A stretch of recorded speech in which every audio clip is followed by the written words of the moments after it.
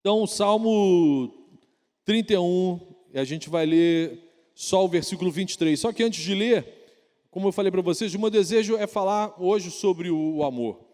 No mês passado, durante uma pregação que eu fiz aqui na igreja, no domingo à noite, sobre a igreja de Tiatira, eu mencionei algumas verdades sobre a santidade de Deus, sobre a justiça de Deus e sobre o amor de Deus, que acabou deixando alguns irmãos, assim, no mínimo, para falar assim, no mínimo com um certo desconforto.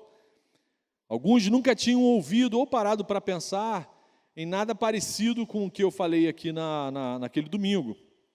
Tem muita gente, alguns até irmãos antigos, que o HD travou, começou a sair fumaça. Eu recebi algumas mensagens, Marcão, ó, lá na minha cela, a galera não entendeu nada. Aquele jeitinho Marcão, singelo e cândido de falar de temas delicados, né? Então, e aí rola sempre aquela parada, será que o Marcão ficou mais maluco do que já é? Ou pior, se o Marcão tiver razão, que parada foi aquela doida que ele falou? E aí vocês podem ter, assim, absoluta certeza que uma das características da igreja presbiteriana que eu mais amo é o zelo pela pregação, é o zelo pela palavra. Então, vocês podem ter, assim, total segurança que tudo que é passado para vocês aqui no púlpito dessa igreja tem pelo menos 400 anos de certeza de pregação. Então, assim, nenhum pastor aqui da Igreja Oceânica traz alguma novidade assim, que deu na telha, ou fui iluminado, só eu descobri isso, ninguém mais descobriu isso na Bíblia, não. O temor e o zelo da gente na hora da pregação, né, de um texto, da exposição de um texto bíblico, tem o respaldo de outros homens, de outros servos do Senhor, pelo menos dos pais da reforma para cá. Então, assim, se o Marcão está maluco, pode ter certeza que tem uma horda de malucos na frente dele. Então, eu sou o finalzinho da fila. Então, não fica preocupado com relação a isso. São pregações, então, que têm um aval da história, da centralidade da palavra e dessa certeza. E vocês devem ter percebido que nós estamos vivendo dias maus. Nós temos vivido dias maus. Praticamente, todas as relações aí fora são gerenciadas pelo relativismo moral. De fato, o pessoal aí fora passou a ser medida de si mesmo. Então, você traz uma verdade e a outra pessoa fala, não, essa verdade é legal para você, mas eu tenho outra verdade. Eu tenho outro entendimento sobre o amor. Eu tenho outro entendimento sobre o Deus, sobre o amor de Deus. E aí acaba valendo a verdade de cada um. E em muitos arraiais ditos evangélicos tem ocorrido a modinha do discurso inclusivo. O que é isso? Venha como estás e fique como estás. O importante é o amor. O amor vence. O amor vence tudo. Você vem do jeito que você está e fica do jeito que você está. O importante é amar.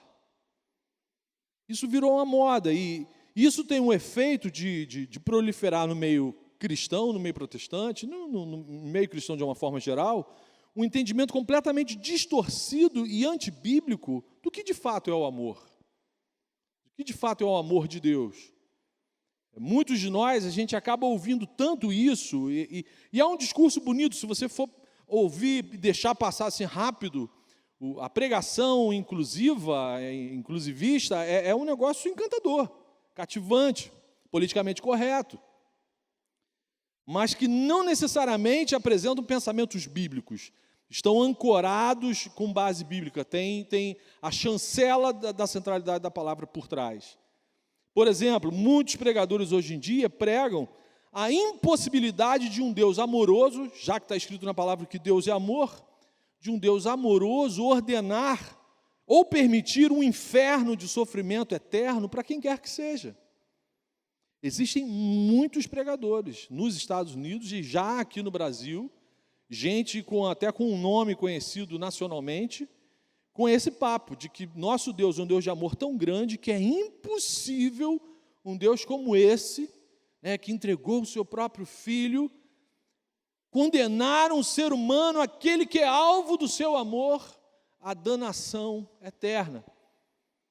E, poxa, vamos falar a verdade, é gostoso, é bom ouvir um negócio desse. No mínimo você sabe que, assim, se for verdade, então a gente está fora dessa parada aí. Mas observe o que está escrito aí no Salmo 31, versículo 23. Salmo 31, versículo 23. Amem o Senhor, todos vocês, os seus santos. O Senhor preserva os fiéis, mas aos arrogantes, o que está escrito na sua Bíblia? Dá o que merecem. Aí Deus vai mandar um milkshake para os arrogantes. Vocês merecem um sorvetinho. Amem o Senhor. Então é um imperativo, é uma ordem. Tenham um relacionamento com Deus baseado no amor, baseado no altruísmo. Todos vocês o que? Geral? Não, aí ele reduz. Os seus santos. Quem são os seus santos? Aqueles que foram separados para o Senhor. Aqueles que se reconheceram pecador. Aqueles que reconheceram que não conseguem viver sem se relacionar com Deus. Esses são os seus santos. Não é porque a gente passou a ser gente boa, não é isso. Quando a gente se olha no espelho, além de ver algumas coisas desagradáveis, a gente sabe que não somos santos. No nosso caso, na nova aliança, nós fomos santificados por Cristo. Cristo pagou o preço desse relacionamento com Deus, dessa santificação. Então ele fala, ame o Senhor, tenha um relacionamento de amor com Deus de vocês, todos vocês, os seus santos, aqueles que foram separados. O Senhor preserva vocês, o Senhor preserva os fiéis, aqueles que se relacionam com Ele. Mas aos arrogantes, Ele dá o que eles merecem.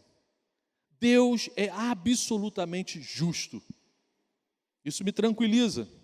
O pregador pode até se equivocar, mas Deus é absolutamente justo. Não tem ninguém na face da terra que corra o risco de sofrer da parte de Deus algum tipo de injustiça.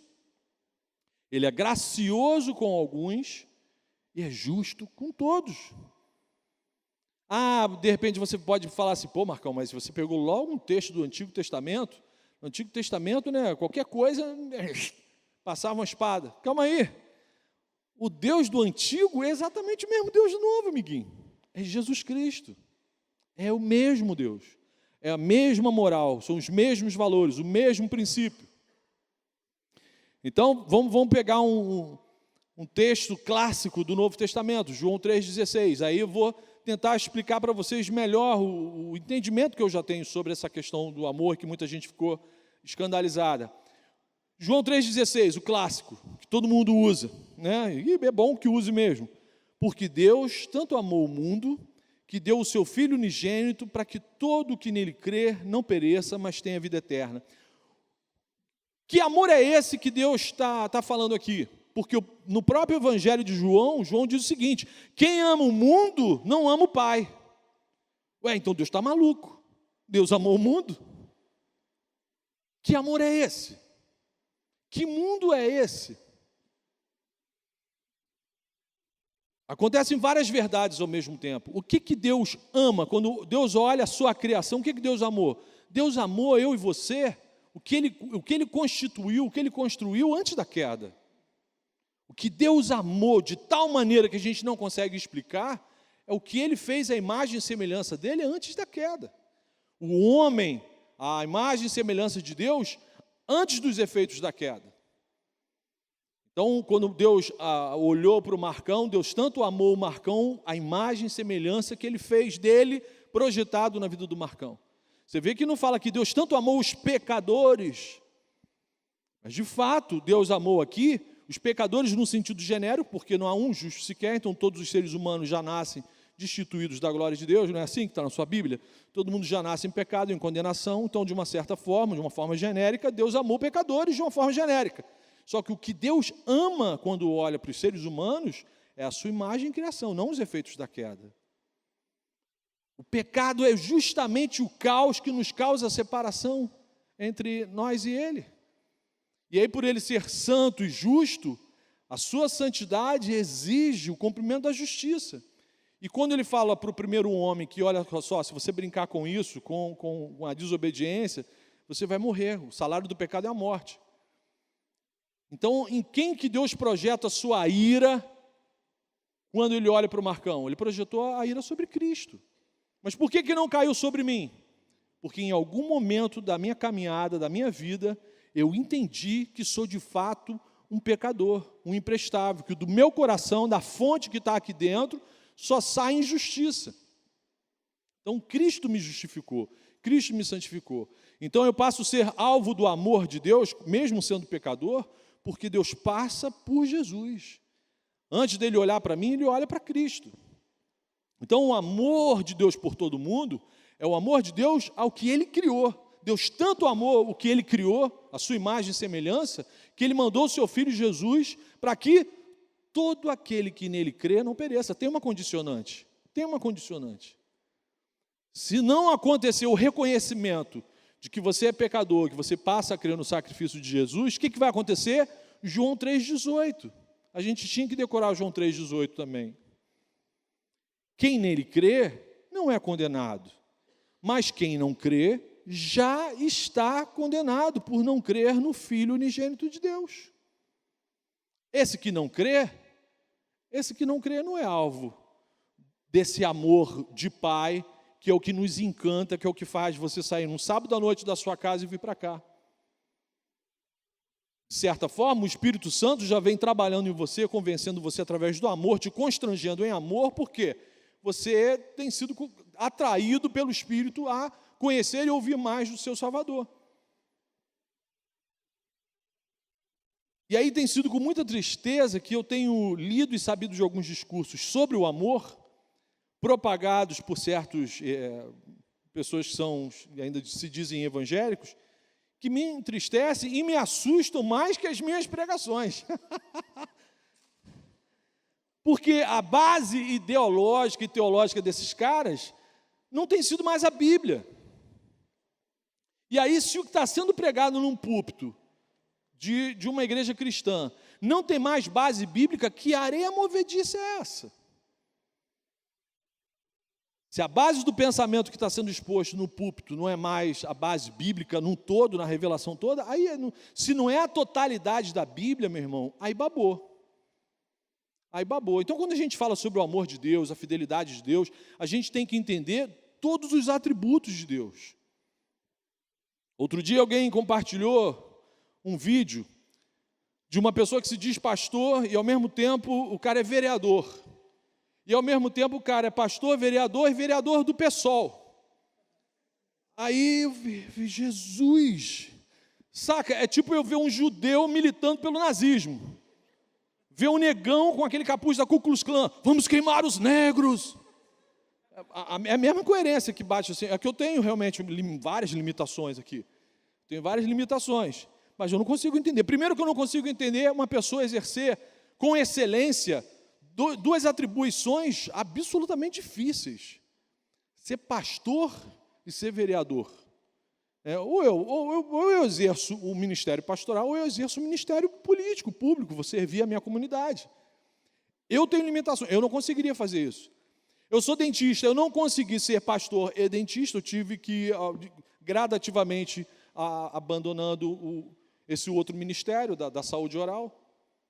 De repente pode ser só um problema comigo, né? Mas assim, eu não conseguiria ser pastor, dentista, ainda militante dos camisas vermelhas. Eu não ia conseguir. E aí o vídeo do cara, o vídeo desse pastor vereador, ele tem frases de efeito lindas, bonitas, fala sobre o amor, que você quase chora. Aquele negócio bem, lindo. Só que fala sobre o amor ensinando fragmentos do real sentido do que está na Bíblia. E aí, quando você apresenta fragmentos, você está reduzindo um espectro gigantesco. E aí corre o risco de você criar um absoluto, de você acreditar num absoluto, que não é o todo do que está na palavra. E aí corre o risco de você construir a sua fé, o seu relacionamento, os seus credos, em coisas que não são todos os atributos de Deus. Ou seja, o que tem sido ensinado nos nossos tempos por aí sobre o amor são heresias do amor. São pregações politicamente corretas, bonitas, mas que negam as verdades centrais do cristianismo. Para esses pregadores do amor, a doutrina da punição eterna não existe. Como é que eu vou... eu tenho que falar a verdade toda para o meu irmão em Cristo que está caminhando na fé. Existem várias doutrinas, inclusive a doutrina da punição eterna, e eterna dura muito tempo. Por que esses caras não gostam da doutrina da punição eterna? Porque ela não se encaixa na pregação da heresia do amor. Como é que pode um Deus de amor e aí criar uma parada medieval? Vai lá para o fogo dos infernos. As pessoas, estou queimando aqui. Isso que a galera pensa que vai ser assim, é muito pior. Por exemplo, o Marcão, o inferno, seria ficar ouvindo pagode 24 horas. Um inferno. Não precisa nem aumentar a temperatura, pode deixar até geladinho, mas se botar, vai ser um inferno aquilo ali. Então, para cada um, vai ter um inferno justo, específico, tormento. Então, passagens como essa que nós lemos do Salmo 31, são deletadas por esses caras. Aos arrogantes, Deus dá o que eles merecem. Os caras deletam um negócio desse da Bíblia. Como é que eu vou pregar? Como é que eu vou pregar nesse texto? E aí, qual é o meu alerta aqui para a gente? Gente amada e querida aqui da Oceânica. A gente tem que ficar esperto, porque a gente corre o risco, eu e você, a gente corre o risco de contrair o vírus dessas heresias. A gente corre o risco de ouvir, você nem percebe, você consegue delimitar o dia que você pegou sarampo. Eu peguei sarampo conversando com aquele cidadão ali, ele espirrou na minha cara, eu peguei. Não, você não consegue, um belo dia você chega em casa e eu estou com sarampo. Você não consegue detectar o dia que você foi contaminado por algum vírus. E aí, se a gente não ficar esperto, corre o risco sim da gente, na nossa caminhada aqui, dentro da Igreja Oceânica, da gente ficar contaminado com esses vírus, que são, na verdade, heresias. E aí, quando o teu pastor estiver pregando uma parada que está consolidada há séculos, verdades seculares baseadas em totalidades da Bíblia, aí você fica escandalizado com o teu pastor. E o pastor está maluco, olha o que o pastor está falando. Deus vai mandar a gente para o inferno, está maluco. Se a gente perde o zelo pela palavra, rapidinho a gente começa a acreditar em heresia, rapidinho. Por exemplo, uma heresia já consolidada por aí, universalismo. Não sei se você já ouviu falar sobre isso, não tem nada a ver com a Igreja Universal, que é outra heresia, mas isso é outra pregação. Universalismo é a heresia do amor que fala, que afirma que todo ser humano será salvo. Olha que coisa confortável. O universalismo prega e é ensinado que todo ser humano será salvo. Não vai haver condenação eterna para ninguém. Deus é um Deus de amor tão grande que Ele não vai condenar ninguém. Então, para que esse papo de santidade? Para que uma porção de versículos sobre santidade? Para que uma porção de carta de Paulo exortando a santidade? Libera geral, né? Abra suas asas, tem esse corinho, alte suas, cai na gandaia. Deus vai salvar todo mundo mesmo. Tinha um cara na época do início da igreja cristã que afirmava categoricamente que até Satanás ia ser salvo. Olha que bênção! É muito amor, é muito amor. Corre o risco da gente crer no teísmo aberto. O que é isso, Marcão? Você não sabe o que é essa parada, mas de repente você acaba ouvindo tanta coisa que você acaba acreditando nisso. O que diz o teísmo aberto? Deus é tão bonzinho, é tão amoroso, que Ele decidiu abrir mão da sua soberania. Ele não quer mais ser soberano. Ele quer construir o futuro com os seres humanos. Olha que coisa linda, dá vontade de chorar, de raiva. Deus abrindo mão da sua soberania para construir o futuro comigo. Eu sou uma anta, vai construir o quê? Não vai construir nada. Deus comigo, assim, Marcão, o que a gente vai fazer agora? Eu vou falar, droga, Deus, a única coisa que você fazer bem é droga. Aí o teísmo aberto diz isso, que como é que pode um Deus de amor permitir catástrofes como os tsunamis, que matam milhares de pessoas inocentes? Um Deus de amor não pode permitir algo assim. Ou uma heresia pior ainda, e a mais envolvente de todas, que é a heresia da missão integral. Em nome do amor aos pobres, a heresia da missão integral transforma a Igreja de Cristo numa grande ONG de justiça social. É uma versão atrasada e empobrecida da teologia da libertação, do socialismo católico. O evangélico sempre pega as coisas, sempre pega o refúgio, né? Não é mais moda em lugar nenhum, aí ele pega essas porcarias de moda. É a heresia da missão integral. Um Deus de amor, o que importa é você amar aos pobres. Você pode tratar mal os seus pais, xingar todo mundo, colar na prova, dar atenção para o seu namorado, você pode fazer tudo. Mas se amar aos pobres, se colocar uma camisa vermelha com a foice e o martelo, então, labachúrias. É a missão integral. Aí você vê uma turma que há um tempo atrás pregava a Bíblia, hoje os caras só pregam assistencialismo. E aí os caras vão para a Venezuela dar abraço em Maduro, que tão Maduro está podre. Aí parece isso, minha cabeça não consegue entender, parece judeu militando pelo nazismo. Aí são pessoas que, por causa desse discurso político, reduziram a pregação do Evangelho a assistencialismo social. Isso é uma heresia. E toda ela envernizada de amor. Toda ela envernizada de amor. Aí a consequência mais desastrosa é que a Bíblia deixa de ser a nossa regra. A Bíblia deixa de ser a nossa referência, o nosso porto seguro. Nossa regra de inerrância, de fé e de prática. É por isso que os pastores aqui precisam rotineiramente, de forma cíclica, a gente precisa tocar nesses assuntos. Porque esses caras aí fora não dão trégua, eles não dão trégua. Vocês são expostos a esses vírus todos os dias, todos os dias. E eu tenho certeza que ainda tem gente aqui hoje me ouvindo com desconfiança.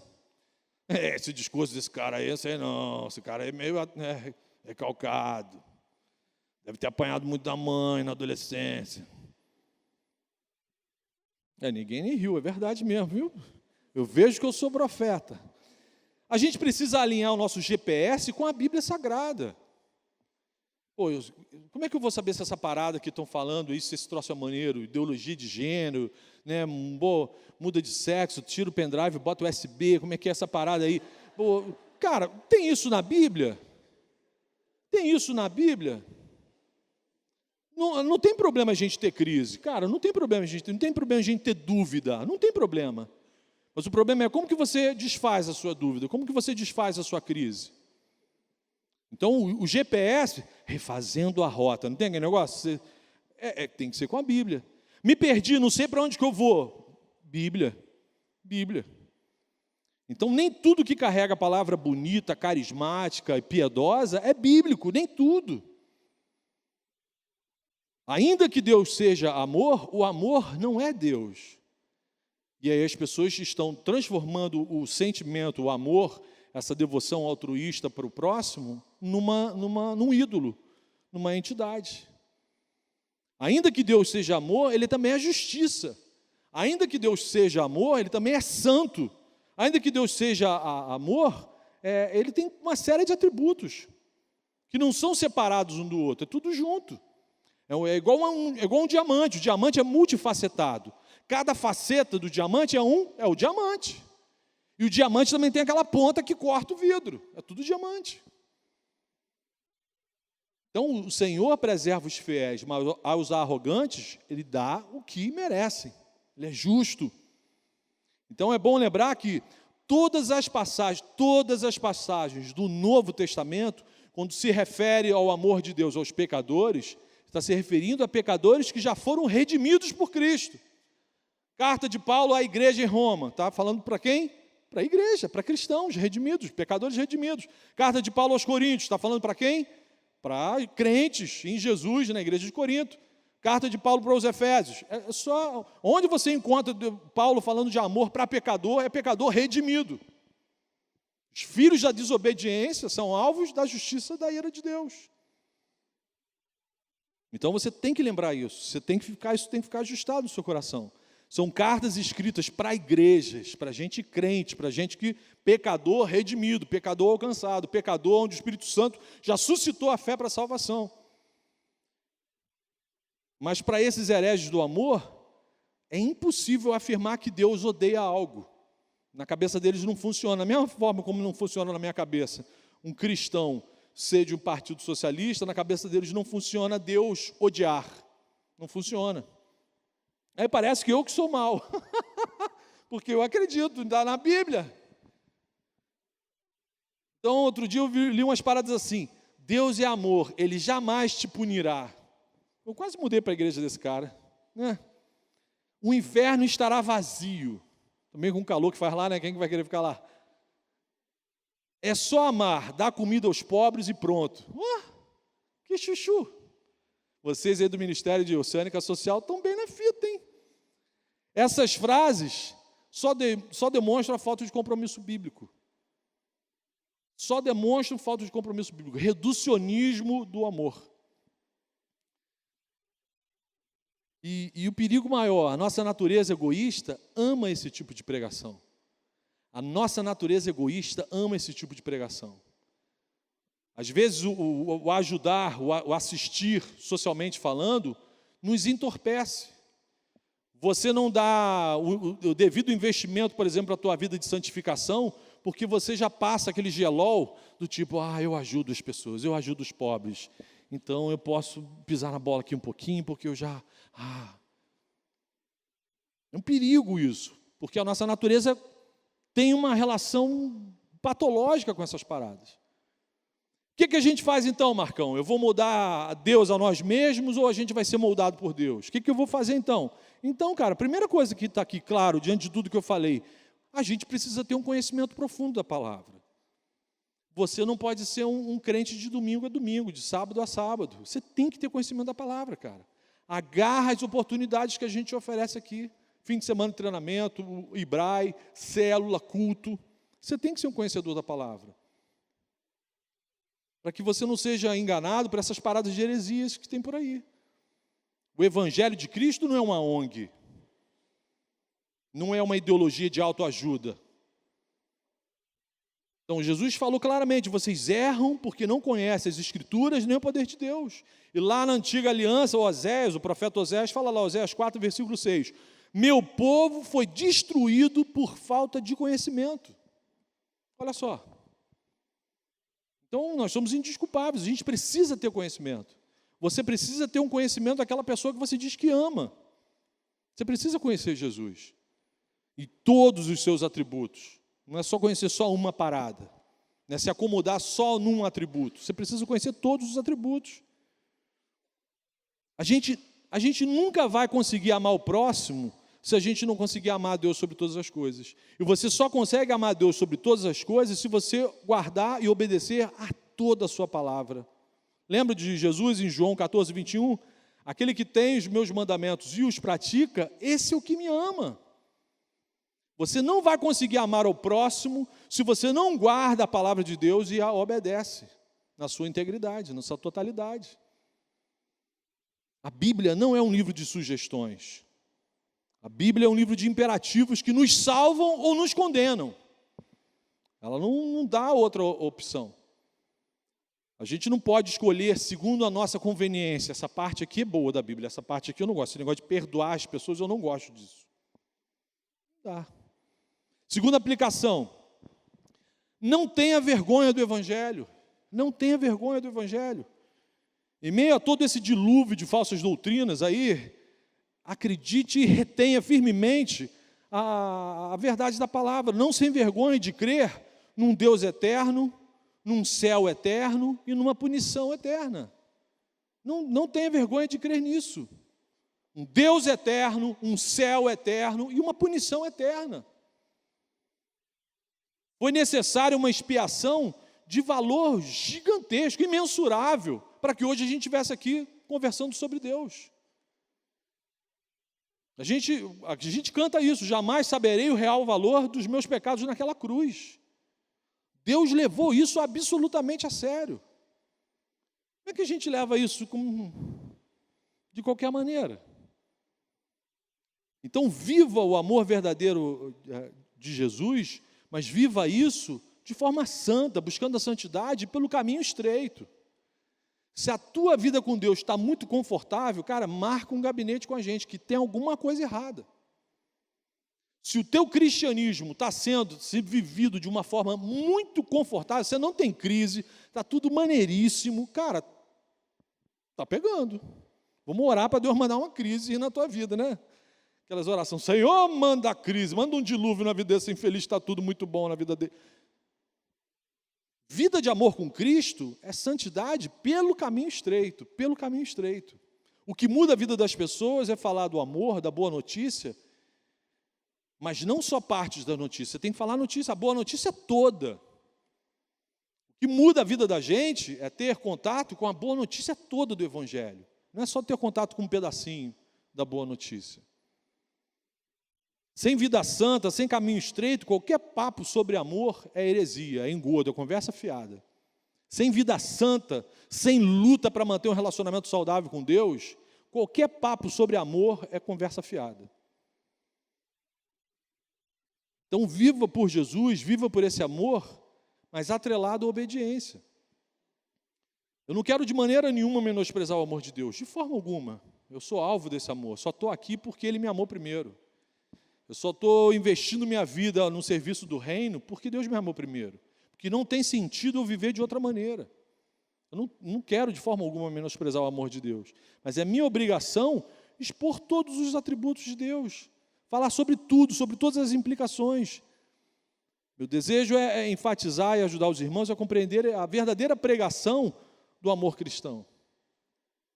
O amor verdadeiro não distorce, não abandona a totalidade das Escrituras. Ele não despreza a ira de Deus em nenhum dos seus atributos. Então Deus é amor, mas não faça do amor um ídolo, não faça do amor um Deus falso. Não é qualquer sentimento que fique acima da palavra de Deus, não vem de Deus. Você consegue perceber isso? Qualquer coisa que você esteja sentindo, que ela tá acima do que a palavra de Deus diz, cara, está errado.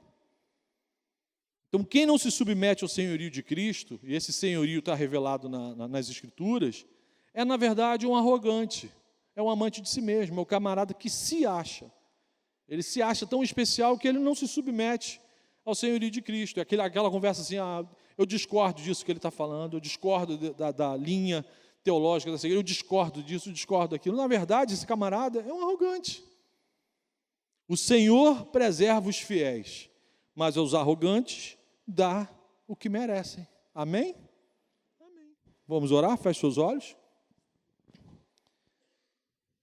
Senhor, muito obrigado porque o Senhor não nos dá aqui a nós, nesse momento, que de fato nós merecemos, que era a tua ira, Pai. Obrigado porque em Jesus o Senhor nos salvou da sua ira santa, justa, correta, Senhor. Obrigado, Deus, pelo teu amor. Ajuda-nos a entendermos e a vivermos o seu amor na prática, Senhor, mas de forma madura, Senhor. Por favor, livra-nos da meninice da fé, Senhor.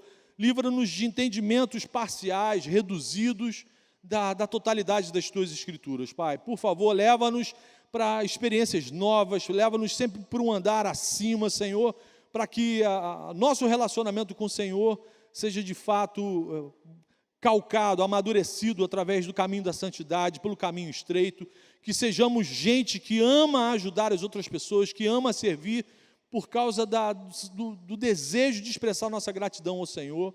Pai, ajuda-nos a vivermos o nosso relacionamento com o Senhor de forma saudável e absolutamente bíblica. E livra, Senhor, livra a nossa mente, livra o nosso coração da gente ser contaminado com coisas que não têm parte com o Senhor, Pai. Por favor, livra-nos, Senhor. A gente precisa da tua proteção, da tua intervenção, e eu faço essa oração em nome de Jesus. Amém, amém.